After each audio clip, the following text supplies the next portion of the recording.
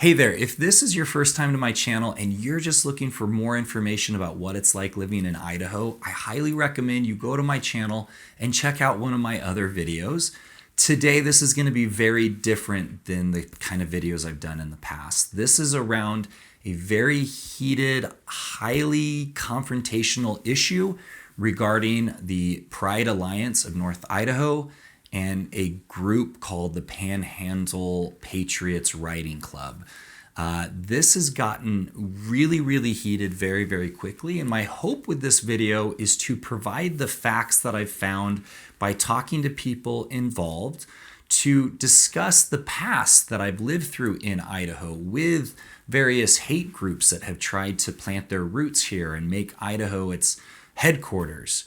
And this isn't meant to scare anyone. This isn't meant to take sides or to produce any anger, but to provide some truth and some understanding of what's taking place and hopefully some guidance on what you can do to help the situation. So if you have an interest in learning about this, please stick around, watch the whole video, and I want to ask you some questions and I want to hear your responses in the comments afterwards. So let's get going.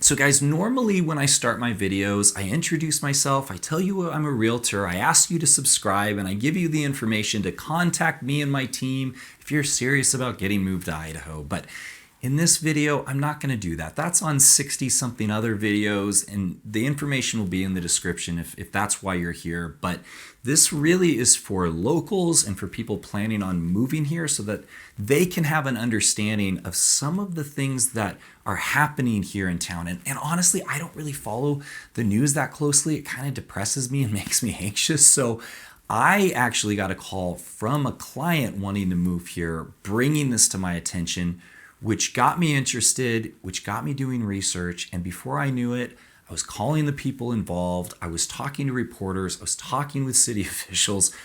And boy, is this a mess. This is a massive, confusing issue, but I hope to be able to shed some light on this and provide some perspective that I don't think is really being provided through the Coeur d'Alene Press and through articles that are on the Idaho Tribune.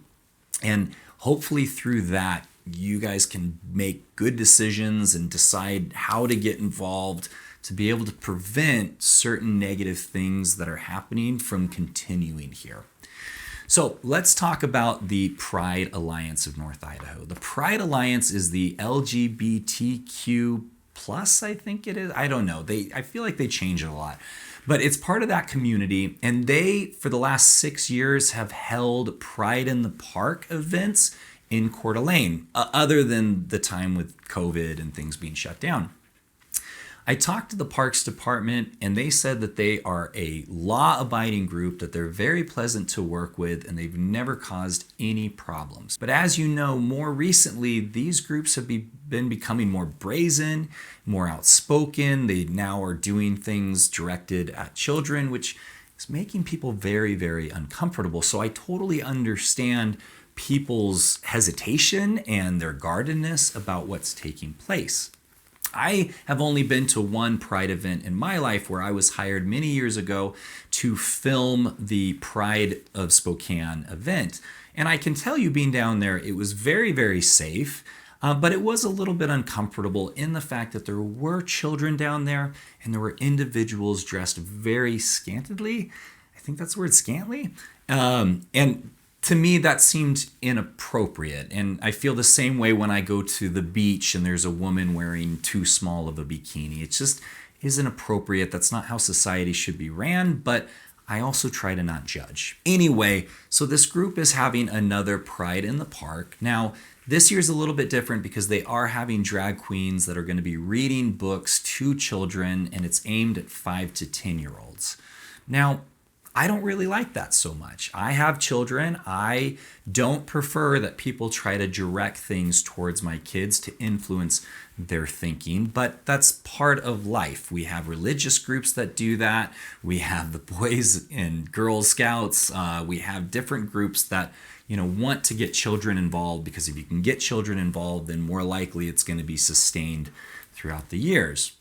Now, where this really gets off-putting is one of the sponsors is the Satanic Temple of Idaho, based in Boise.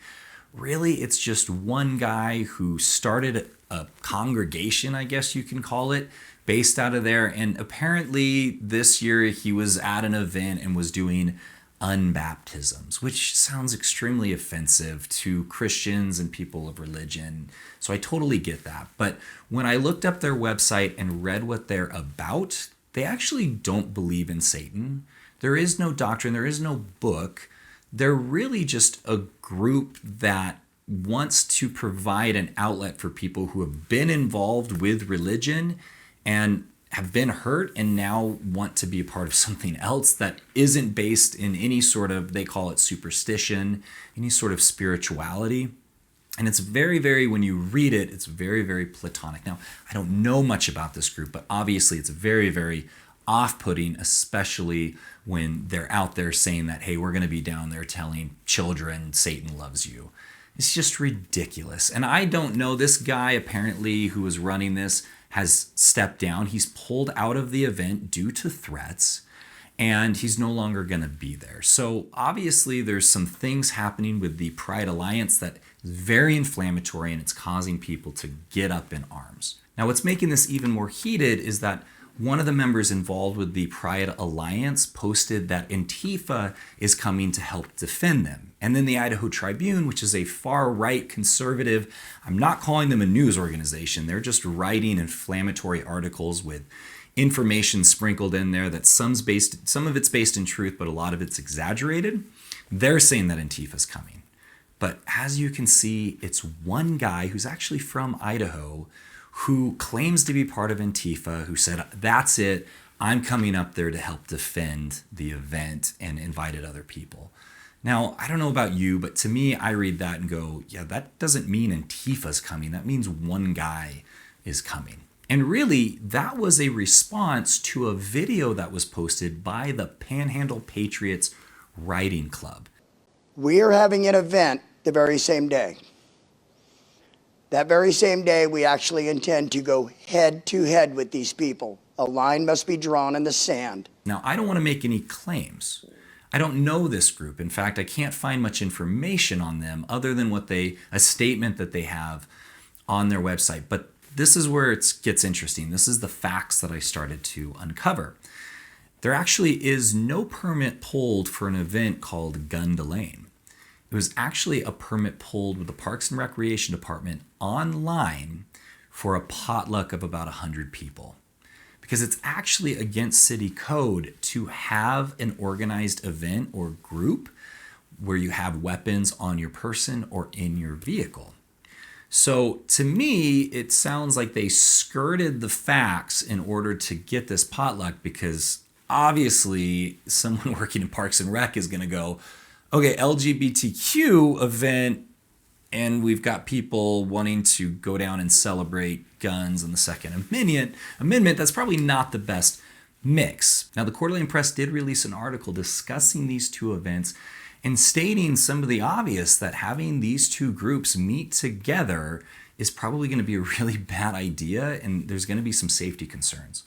In response, the Panhandle Patriots Writing Club did a press release stating that they're changing the name from Gun to Lane to North Idaho Day of Prayer, and they're planning on marching from the library down to the park.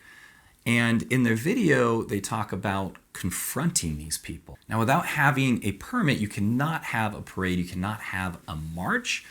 And obviously going and confronting unarmed people, if you have firearms, is going to be very, very aggressive, very confrontational.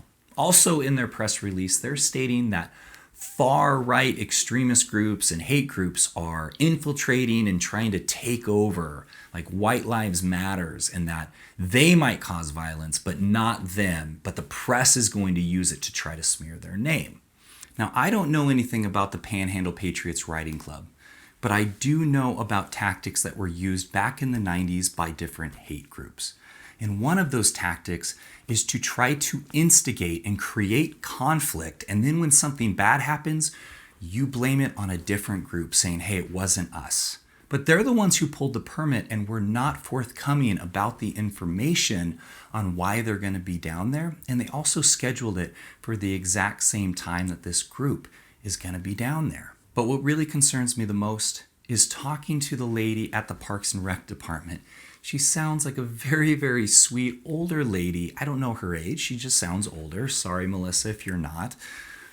But she said that the hardest part of this whole thing is not just the conflict that it's created, but the fact that people are calling her, stating, I'm a Christian, and then saying some of the worst, most awful things to her, blaming them for this whole event taking place, saying you need to stop the Pride Alliance from having an event. And essentially what they're asking is, please revoke this group's constitutional right to assemble and to celebrate how they see fit.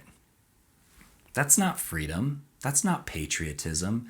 That's you having a belief that your way is right and that other people shouldn't be able to have a voice.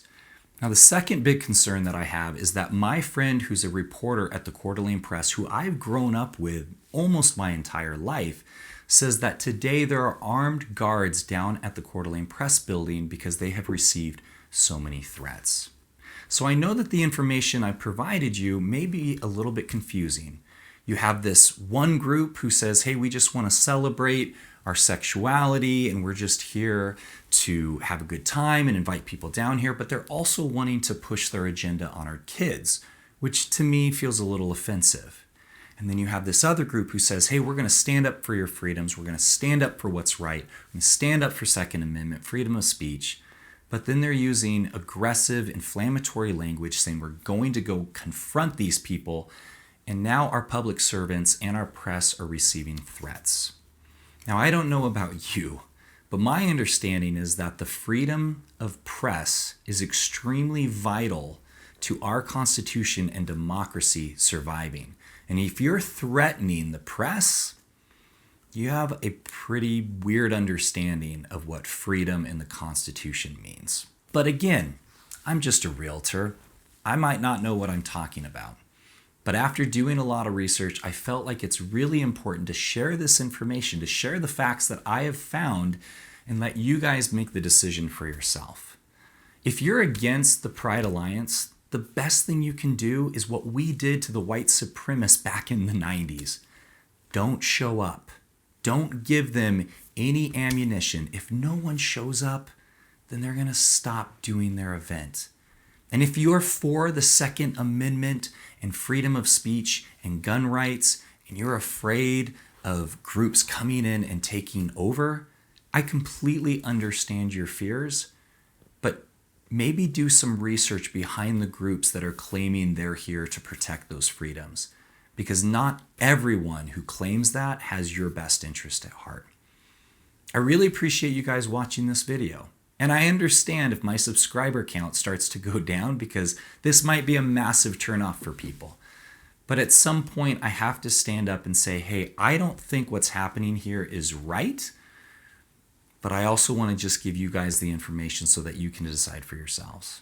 If you like this video, give me a thumbs up and leave a comment in the comment section if you feel that the information I provided is helpful, if you feel that I was being biased, if you think that I'm being exaggerative in what I think might be going on here. I'd like to hear about it. And I hope to see you next week with my next video.